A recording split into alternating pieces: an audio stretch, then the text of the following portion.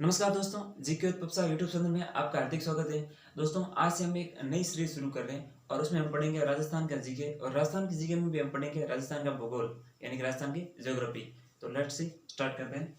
तो आज का जो मेरी नई सीरीज है वो है राजस्थान का भूगोल।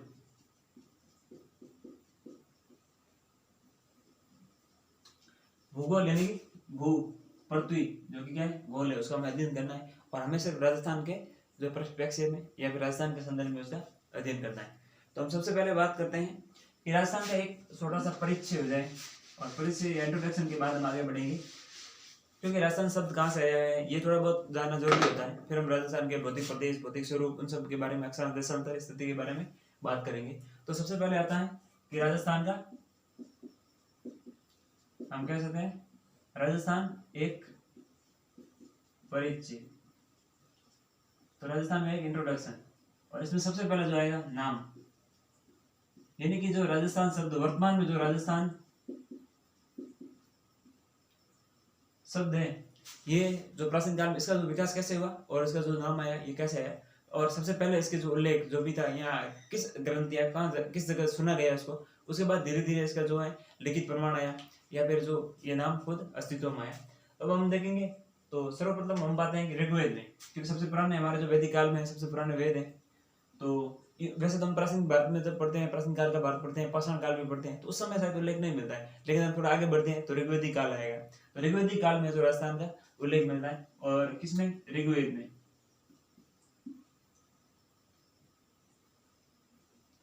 और ऋग्वेद में जो राजस्थान का मतलब नाम में उल्लेख मिलता है तो वह है ब्रह्मवर्त। ब्रह्मवर्त करके राजस्थान का जो उल्लेख मिलता है। फिर उसके बाद हम देखते हैं तो रामायण में,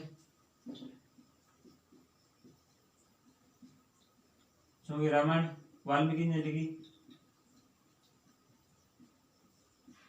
कई बार कंफ्यूजन हो जाता है तुलसीदास में और वाल्मीकि जी में। तो रामायण है वो वाल्मीकि जी ने लिखी, जबकि तुलसीदास जी ने रामचरित मानस लिखी। तो कई बार ऐसा होता है, क्योंकि ऐसा नहीं होता है कि लोगों को याद नहीं रहता, लेकिन कई बार मतलब यानी कि हो जाता है ऐसे, जब हम कुछ चीजें ज्यादा पढ़ लेते हैं या फिर मतलब किसी एग्जाम का ज्यादा प्रेशर रहता है तो हम देखते हैं कि कुछ चीजें हैं जो आती हुई चीजों में भी कंफ्यूजन रहता है। जैसे मान लीजिए बाबर के युद्ध हैं तो हम देखते हैं कि उसमें ट्रिक के हिसाब से भी याद करते हैं 26, 27, 28, 29, फिर भी हम कई बार भूल जाते हैं कि सेकंड युद्ध कब हुआ था या घाघरा का, या फिर हम कह सकते हैं कि जो पानीपत का, ये मतलब यानी कि जो युद्ध थे उसमें मतलब कंफ्यूजन रहता है। तो ये भी कई बार होता है। तो सिंपल सा ही है कि रामायण है जो वाल्मीकि जी ने लिखी और जो रामचरितमानस है वो तुलसीदास जी ने लिखी थी।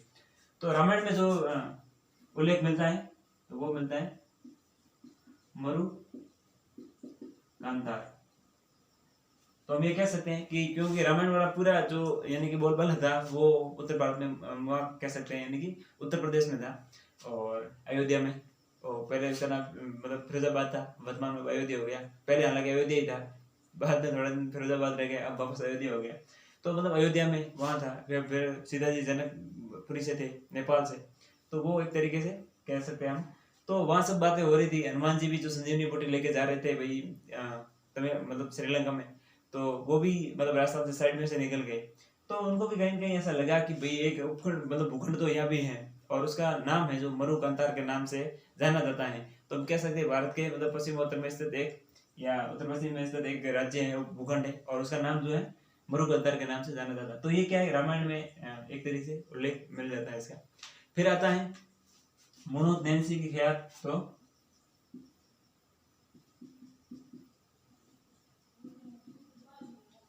मुनुत नैन्सी की ख्यात मुनुत नैन्सी ने लिखी। ये जोधपुर के दरबारी जो है, जोधपुर राठौर वंश के दरबारी कवि हुआ करते थे। और दूसरा है राज रूपक में।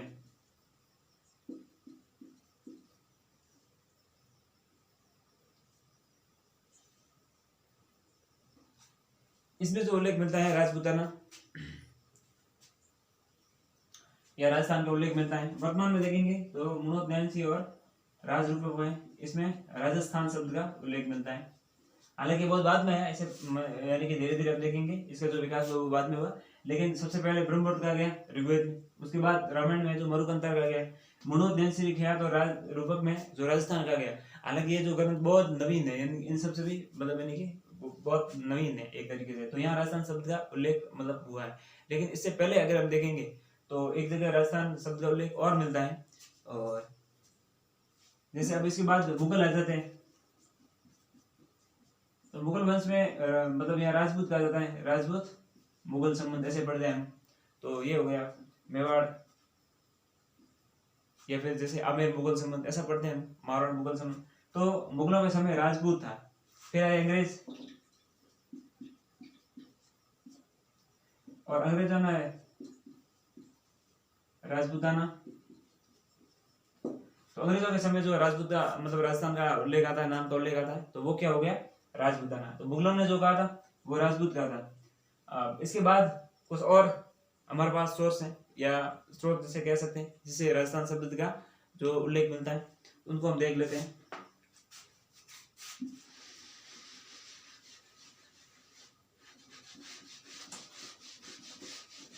और इसमें अब आएंगे कुछ अंग्रेजी विद्वान जो हमारे यहाँ आए थे राजस्थान में, उन्होंने जो है यहाँ से देखा प्रकार नाम दे दिया। तो जॉर्ज थॉमस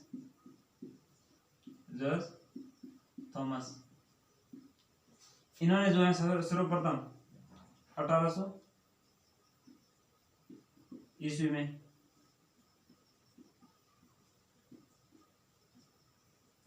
राजपूताना शब्द का जो नाम दिया था या फिर उल्लेख किया था। तो जॉर्ज थॉमस 1800 ईस्वी में हम कह सकते हैं सर्वप्रथम, मतलब ये राजपूताना शब्द का, तो यहाँ लिख सकते हैं सर्वप्रथम राजपूताना शब्द का उल्लेख या प्रयोग हुआ है। अब हालांकि हमने देखा था कि मुणोत नैन्सी और राजरूपक में जो राजस्थान शब्द है, तो ये बहुत बाद की बात है, लेकिन ये देखो जॉर्ज थॉमस है, तो ये 1857 की क्रांति है, उस समय हम देखते हैं तो 17वीं 18वीं 19वीं शताब्दी की बातें हो रही है। तो ये जो जॉर्ज थॉमस ने जो सर्वप्रथम राजस्थान का लिए राजपूताना शब्द का उल्लेख किया था। अब हम बात करते हैं, एक और नाम आता है कर्नल जेम्स टॉड। तो उनको मेवाड़ के इतिहास में बहुत पढ़ेंगे, यानी कि इतिहास में 1857 क्रांति में उसको पढ़ेंगे राजस्थान के संदर्भ में विशेष करके। तो यहाँ हम देख लेते हैं कर्नल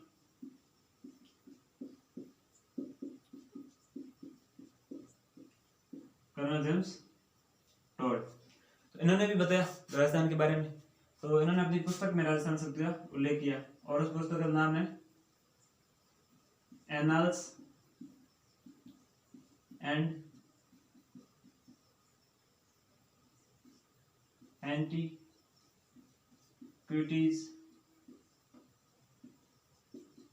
ऑफ राजस्थान। और इसी पुस्तक का दूसरा नाम है सेंट्रल एंड वेस्टर्न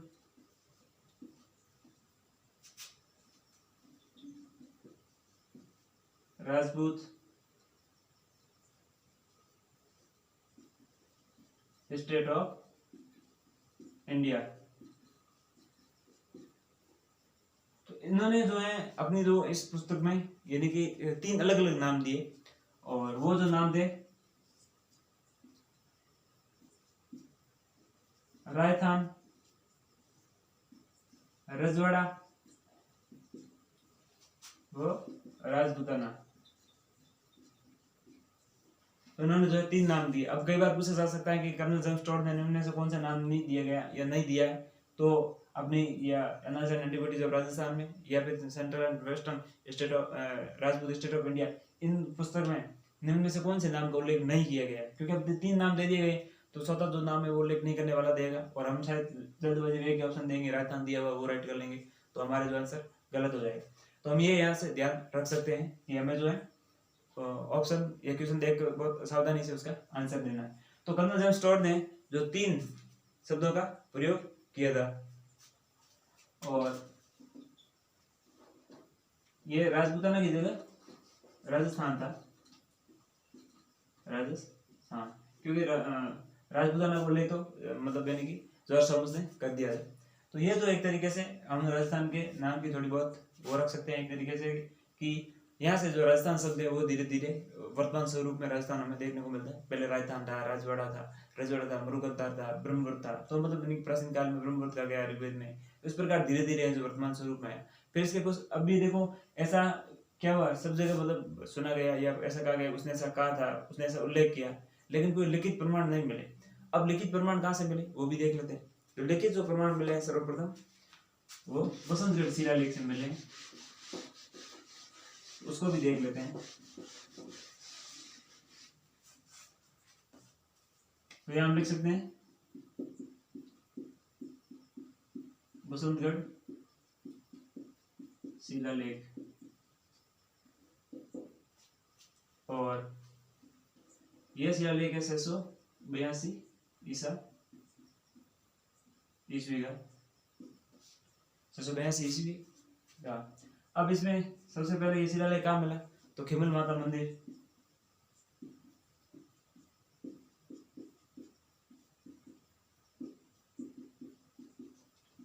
खिमल माता मंदिर में ये जो शिलालेख मिला। और इस शिलालेख में ये फिर कहा जाता है सावड़ा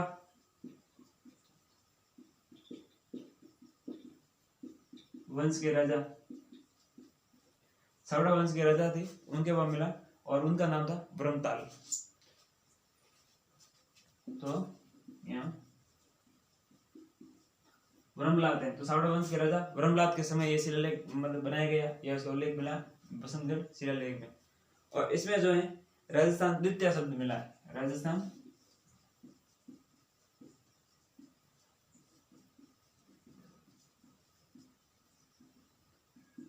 तो राजस्थान द्वितीय शब्द मिला सर्वप्रथम, और यहीं से कहते हैं सर्वप्रथम जो लिखित प्रमाण। तो यहाँ लिख सकते हैं हम सर्वप्रथम लिखित जो प्रमाण मिले वो कहां से मिले, बसंतगढ़ शिलालेख से। अगर सीधा क्वेश्चन पूछा जाए कि राजस्थान शब्द के लिए सर्वप्रथम लिखित जो प्रमाण मिले तो वो कहां से मिले, साक्ष्य मिले, तब कह सकते हैं बसंतगढ़ शिलालेख। और कई बार ऐसा पूछा जा सकता है बसंतगढ़ शिलालेख निम्न में से जो उसका ईयर दिया जाएगा, तो आपको यह याद रखना 682 ईस्वी। तो ये इसमें उल्लेख मिलता है। अब इसकी भाषा अगर पूछ दी जाए बसंतगढ़ शिलालेख की तो संस्कृत, और लिपि पूछी जाए तो उसकी कुटिल थी। तो ये तो हो जाएगी भाषा और ये हो जाएगी लिपि। इतना जो हम राजस्थान शब्द के लिए याद रख सकते हैं, यहाँ उल्लेख मिलता है। तो एक तो बसंतगढ़ शिलालेख, बाकी हमने देखा था प्राचीन काल में यहाँ ब्रह्मवृत का भी उल्लेख मिलता है उसमें ऋग्वेद में। तो ये हो गए राजस्थान के बारे में हम सामान्यतः देखेंगे, तो एक परिचय के रूप में कि राजस्थान का उल्लेख कहाँ कहाँ हुआ है और किस प्रकार हमारा एग्जाम की दृष्टि से कैसे इंपॉर्टेंट है। तो जैसे बसंतगढ़ शिलालेख ये इंपॉर्टेंट है, फिर कंजर्वेंस्टोड, जॉर्ज थॉमस, ऐसे हम याद रख सकते हैं। अब हम बात करेंगे राजस्थान की स्थिति और अक्षांश देशांतर की। उससे पहले हमें मतलब यानी कि राजस्थान का जो मैप बनाना आना चाहिए, क्योंकि ज्योग्राफी पढ़ रहे हैं और ज्योग्राफी में मैप नहीं आ रहा तो फिर हम क्या मतलब कैसे पढ़ेंगे। तो ये कहीं कहीं सोचने वाली बात है। तो राजस्थान का मैप, हालांकि राजस्थान का मैप अलग अलग तरीके से बनाया जाता है, क्योंकि ये भी कहते हैं कि राजस्थान है, राजस्थान की आकृति है जो पतंगाकार है, तो ये राजस्थान हो गया। और सही भी है, ऐसा दर्शा सकते हैं, ऐसा कुछ नहीं। लेकिन अगर थोड़ा सा ढंग से बनाया जाए तो अच्छा भी दिखेगा और जो ज्योग्राफी के हिसाब से हम उसको बना भी पाएंगे। हालांकि हमें कुछ नहीं करना है, चार ऐसे बिंदु बना के इनको मिला लेना है, लेकिन उस समय थोड़ी पेन ऐसे या पेन पेंसिल जो भी है उसको थोड़ा सा रोटेट करते हुए चलना है, यानी थोड़ा लहरदार करते हुए, तो एक राजस्थान का थोड़ा सा मैप हमारे बन जाएगा। तो ये हो गया उत्तर, ये हो गया दक्षिण, ये हो गया पूर्व, और ये हमारे पश्चिम। ऐसे हम जो है राजस्थान का मैप बना सकते हैं। फिर आते हैं कि राजस्थान की स्थिति। तो स्थिति विश्व के संदर्भ में देखेंगे तो राजस्थान की स्थिति है जो पहले भारत को देख लेते। तो ये है यहाँ पे पृथ्वी, मान लीजिए ये मध्य में से रेखा गुजरती है जिसे भूमध्य रेखा कहते हैं। जब पृथ्वी पूरी भू या धरा है तो इसकी मध्य में जो रेखा गुजरेगी तो वो क्या करेगी, इसको दो भागों में बांट दी तो यह हो जाएगी भूमध्य रेखा, 0 डिग्री से अक्षांश कहते हैं। अब अक्षांश और देशांतर क्या होते हैं इसको भी हम देख लेते हैं। तो अक्षांश और ये यहाँ पे देशांतर। तो अक्षांश मतलब वो रेखाएं जो ये काल्पनिक रेखाएं होती हैं जो पृथ्वी पूर्व से पश्चिम या उत्तर से या पूर्व से या पश्चिम से पूर्व काल्पनिक रूप से खींची जाती है, तो उसे हम क्या कहेंगे, अक्षांश रेखाएं कहेंगे। तो ये पूर्व से पश्चिम खींची गई है भूमध्य रेखा 0 डिग्री अक्षांश है। या फिर इसको ऐसे भी समझ सकते हैं, यह है और यह से। तो इस प्रकार जो रेखाएं बनेगी वो तो होगी हमारे अक्षांश, और इंग्लिश में इसको बोलेंगे तो एक तरीके से लैटिट्यूड। लैटिट्यूड यानी जो रेखा लेटी हुई है तो उसको हम क्या कहेंगे, अक्षांश। और दूसरी होती है देशांतर। तो ये देख लीजिए, जैसे ये खड़ी रेखा है ऐसे, तो पृथ्वी पर ये तो हो गई अक्षांश, और ये जो खड़ी है वो हो जाएगी देशांतर। तो इसको बोलते हैं इंग्लिश में मतलब लॉन्गिट्यूड। लॉन्गिट्यूड यानी कि वो जो लंबवत खड़ी है, तो हम इसको क्या कहेंगे, देशांतर। तो ये 0 डिग्री जो भूमध्य रेखा है ये 0 डिग्री अक्षांश हो गए, क्योंकि ये पृथ्वी पर ये काल्पनिक रेखा है जो लेटी हुई है, या पूर्व से पश्चिम या पश्चिम से पूर्व काल्पनिक रूप से खींची गई। तो ये हो गए अक्षांश और देशांतर एक तरीके से। फिर हम देखें राजस्थान की स्थिति, तो मान लीजिए ये हमारे 0 डिग्री अक्षांश हो गए, और यहाँ कहीं से गुजरेगा 0 डिग्री देशांतर, तो ये हमने 0 डिग्री देशांतर से ग्रीनविच रेखा भी कहते हैं। और हमारा भारत है जो ये मान लीजिए 30 डिग्री है, अब धीरे धीरे यहाँ 0 डिग्री अक्षांश है, ऊपर जाएंगे तो अक्षांशों में वृद्धि होगी, उस अक्षांशों की ओर गति करेंगे। तो अब 0 डिग्री के बाद 1 2 3 4 5 ऐसे अक्षांशों में उस अक्षांशों की ओर गति करेंगे। तो हम ये पाएंगे कि मान लीजिए यहाँ पे जो 15 डिग्री अक्षांश है, फिर यहाँ देखेंगे हम 30 डिग्री, या मान लीजिए 23 डिग्री उत्तरी अक्षांश, तो ये हो गया हमारे उत्तरी अक्षांश। और ये 23.5 डिग्री उत्तरी अक्षांश को एक इसका और भी नाम है, और उसे हम कहते हैं कर्क रेखा, जो राजस्थान के मतलब यानी कि दक्षिण में से बांसवाड़ा डूंगरपुर से गुजरती है, और हमारे भारत के क्या है, मध्य में से गुजरती है। तो यहाँ हो गया हमारा ये हमारा भारत हो गया, और राजस्थान आपको पता है यहाँ स्थित है। कर्क रेखा राजस्थान में थोड़ी सी टच करके जाती है, 26 किलोमीटर गुजरती है, तो ये यहाँ से हो जाएगा हमारा इंडिया।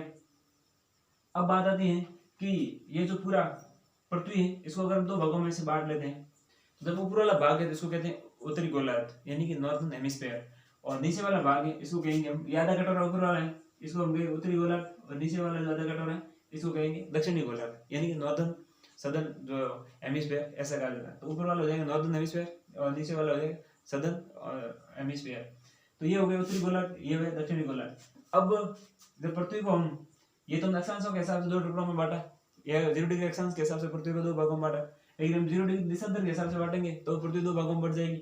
एक हो जाएगा हमारा पूर्वी गोलार्ध और ये हो जाएगा पश्चिमी गोलार्ध, यानी कि ये ऐसे, ये हो गया पूर्वी गोलार्ध और ये हो गया पश्चिमी गोलार्ध। तो अब हम देखेंगे भारत यहाँ पे स्थित है, तो भारत क्या है, यहाँ से देखेंगे हम, ये ऐसे देखते हैं तो क्या है, उत्तरी गोलार्ध में स्थित है, और ऐसे देखते हैं तो पूर्वी गोलार्ध में स्थित है। तो भारत कहाँ स्थित हो गया, अगर हम ग्लोब में देखते हैं या विश्व स्तर पर देखते हैं तो भारत है जो हमारे उत्तरी पूर्वी गोलार्ध में स्थित है। तो भारत कहाँ है, उत्तरी पूर्वी गोलार्ध में, और भारत जब उत्तरी पूर्वी गोलार्ध में स्थित है तो राजस्थान अपने आप का हो जाएगा उत्तरी पूर्वी गोलार्ध में। तो हम कह सकते हैं कि राजस्थान की स्थिति वैश्विक स्तर पर या ग्लोब में जो कहाँ है, उत्तरी पूर्वी गोलार्ध में। फिर बात आती है भारत के संदर्भ में, वो देखने से पहले अब उत्तरी पूर्वी क्यों कहा हमने, पश्चिमी पूर्वी उत्तर भी कह सकते हैं, लेकिन जब उत्तर दिशा है, ये दिशा ही है, जैसे ये उत्तर दिशा, उत्तर दिशा की जैसे खोज कैसे हुई, सबसे पहले उत्तर दिशा की खोज हुई, ये इस प्रकार हुई कि हम जैसे प्राचीन काल में थे तो यहाँ हमारे उस समय ये हमारे जैसे दादा परदादा थे, आज से 50 साल की पहले वाली पीढ़ी थी, तो वो उनके पास कोई ऐसी दिशा सूचक ऐसा कोई कंपास वगैरह था नहीं। तो वो क्या करते थे कि जो मतलब यानी कि ध्रुव तारा हुआ करती थी उसके हिसाब से देखते थे वो हमेशा नॉर्थ में रहता है, उत्तर में रहता है, उसके हिसाब से वो दिशाओं का पता करते थे, सामान्य वो ध्यान रखते थे, और अपनी जो टाइमिंग था उसको सेट किया होता था। दिन में सूर्य के हिसाब से देख लेते हैं कि भाई दिन में 12 बजे जब होती है तो नमक छाया नहीं बनती है और जो सूर्य एकदम ऊपर होता है। तो इस प्रकार के उनके जो अपने मानक बनाए हुए थे। तो उत्तर दिशा की ऐसा माना जाता है कि जो सबसे पहले दिशा बनी वो उत्तर के जस्ट सामने, फिर दक्षिण, तो उत्तर जो पहले बनी उसके बाद दक्षिण बनी, फिर पूर्व और फिर पश्चिम बनी। तो हम जब पढ़ते हैं कि उत्तर पश्चिम थार का मरुस्थल, ऐसे पढ़ते हैं हम, उत्तर पश्चिम थार का मरुस्थल, और फिर उत्तर पूर्वी क्षेत्र, यहाँ इधर देखते हैं हम जो भारत का उत्तर पूर्वी क्षेत्र है उसको पढ़ते हैं हम। तो ये हो गया। हम दक्षिण में भी पढ़ते हैं तो क्या पढ़ते हैं कि जो हमारे दक्षिणी पूर्वी हाड़ौती का पठार पढ़ते हैं, दक्षिणी पूर्वी मैदानी क्षेत्र ऐसे पढ़ते हैं। तो पहले क्या था, दक्षिण आता है, फिर हमारे क्या था, पूर्व आता। तो ये जो पहले दिशा कौन सी बनी, उत्तर दिशा पहले बनी, हम ऐसा कह सकते हैं। तो इसलिए हम जो ये पढ़ते हैं, फिर हम पढ़ेंगे कि यहाँ हमने पढ़ा कि भारत है जो उत्तरी पूर्वी गोलार्ध में स्थित है, वो हम उत्तर पहले बोल रहे और जो पूर्व बाद में बोल रहे। तो उत्तरी पूर्वी गोलार्ध में भारत स्थित है, इसका मतलब राजस्थान भी क्या है, उत्तरी पूर्वी गोलार्ध में स्थित है। अब जो राजस्थान है वो भारत के कहाँ स्थित है ये भी देख लेते हैं। तो देखो अब राजस्थान यहाँ पे स्थित है, तो ये उत्तर दिशा, ये दक्षिण, ये पश्चिम, ये पूर्व। तो हम क्या कहेंगे कि जो राजस्थान है वो भारत के उत्तर पश्चिम में स्थित है। तो यह कह सकते हैं कि राजस्थान की स्थिति क्या हो जाएगी, भारत के संदर्भ में देखेंगे हम तो उत्तर पूर्व में, सॉरी उत्तर पश्चिम में स्थित है, उत्तर पश्चिम में स्थित है, क्योंकि यहाँ हो जाएगा तो ऊपर दिशा उत्तर आ जाएगी, इधर की पश्चिम आ जाएगी, उत्तर पश्चिम दिशा में राजस्थान है जो भारत के उत्तर पश्चिम दिशा में स्थित है। तो ये राजस्थान की स्थिति होगी। तो हमने देखा कि भाई विश्व स्तर पे तो हो गया उत्तरी पूर्वी गोलार्ध में, और भारत के संदर्भ में हो गया उत्तर पश्चिम में, तो ये बात होगी।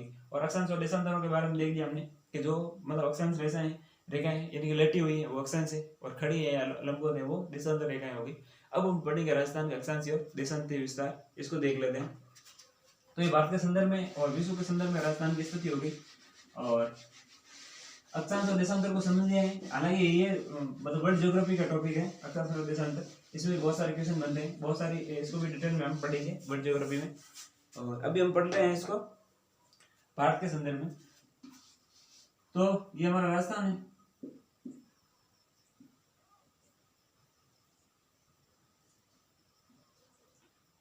तो जो 23.5 डिग्री उत्तरी अक्षांश है वो भारत के मध्य में से गुजरती है कर्क रेखा, और राजस्थान के यहाँ से कर्क रेखा गुजरती है, ये 23.5 डिग्री उत्तरी अक्षांश है हमारा।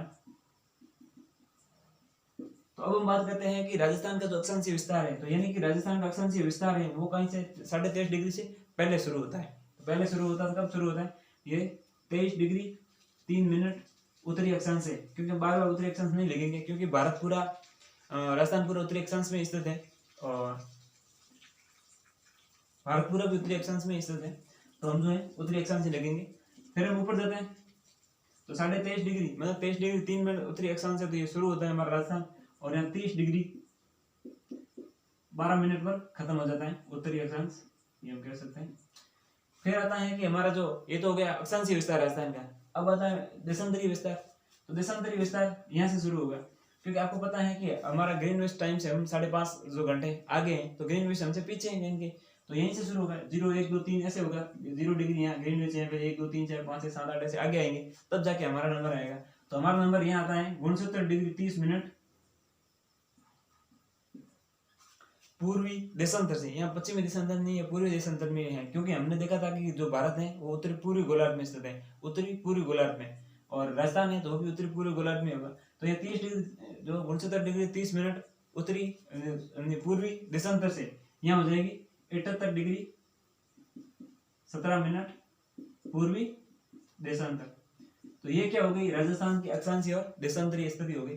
अब कई बार पूछा जाता है कि राजस्थान के अक्षांशीय जो अक्षांशीय विस्तार के मतलब कितना अक्षांशीय विस्तार कितना है, तो हम इसमें से ये घटा लेंगे तो राजस्थान का अक्षांशीय विस्तार आ जाएगा कि राजस्थान इतने अक्षांशों में फैला हुआ है। तो हम ये यहाँ घटा सकते हैं 30 डिग्री 12 मिनट में से 23 डिग्री 3 मिनट।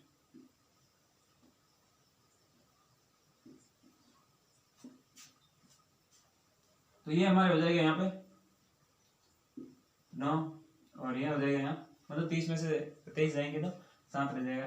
तो 7 डिग्री 9 मिनट क्या है, राजस्थान का अक्षांशीय विस्तार है, यानी कि राजस्थान इतने अक्षांशों में फैला हुआ है। अब बात करते हैं राजस्थान का देशांतरीय विस्तार। तो 78 17 में से 69 30 घटा देंगे, तो ये 78 17 मतलब 78 डिग्री 17 मिनट से में से 30 डिग्री 69 डिग्री 30 मिनट हम घटा लेंगे। अब देखिए यहाँ तो 7 में से हम 1 जाएगा, 7 में से 0 जाएगा तो 7 ही रहेगा, लेकिन अब 1 में से 3 जाते नहीं। यहाँ हम डिग्री और मीटर की बात करते हैं, मिनट की बात करते हैं, तो यहाँ हम हासिल में 1 उधार नहीं ले सकते, या हासिल 1 नहीं ले सकते, इसलिए यहाँ से हासिल लेंगे तो हम कितनी 60 लेंगे। 1 मिनट में 60 सेकंड होते हैं, तो यहाँ यही घंटे में 60 मिनट होते हैं, तो यहाँ 60 में आएगा, तो यहाँ क्या हो जाएगा 77 हो जाएगा। तो 77 में 7 में से 7 यहाँ 60 ले लिया हमने, तो ये हो जाएगा हमारे 77। तो यहाँ तो 7 के 7 रह जाएंगे, और यहाँ बच गए 7, तो 7 में से 3 जाएंगे तो 66, और यहाँ जो बच गए हमारे 7 17 में से 9 रहेंगे तो 8। तो राजस्थान का देशांतरीय विस्तार कितना है, एक तरीके से 8 डिग्री और 47 मिनट, ये हम याद रख सकते हैं। तो केवल राजस्थान का अक्षांतरीय देशांतर विस्तार पूछ रहे, तो ये कई बार इसको घटाने का बोल दिया जाएगा, राजस्थान के अक्षांतरीय और देशांतरीय जो विस्तार के बीच अंतर कितने का, तो ये भी बता सकते हो, और इसमें से ये घटा लेते हो तो जो आंसर आएगा वो बता सकते हैं हम। तो इस प्रकार जो है राजस्थान का जो अक्षांशीय और देशांतरीय विस्तार हम देख सकते हैं। फिर हम कर्क रेखा की बात कर लेते हैं थोड़ी सी।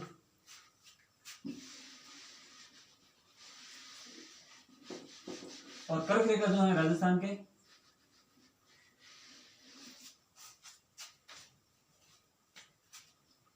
ये यहाँ से कर्क रेखा गुजरती है 23.5 डिग्री, जो उत्तरी अक्षांश है वही कर्क रेखा है। और कर्क रेखा जो है राजस्थान के 2 जिलों में से गुजरती है, बांसवाड़ा और डूंगरपुर। डूंगरपुर के सीखली गांव से, सीखली गांव, डूंगरपुर का सीखली गांव है, वहां से गुजरती है सीखली डूंगरपुर। और बांसवाड़ा के कुशलगढ़ तहसील से, तो कुशलगढ़ बांसवाड़ा से गुजरती है। अब इसमें क्या है कि राज्य में कुल लंबाई इसकी देख लेते हैं कर्क रेखा की, ये कर्क रेखा है और कुल लंबाई हो जाएगी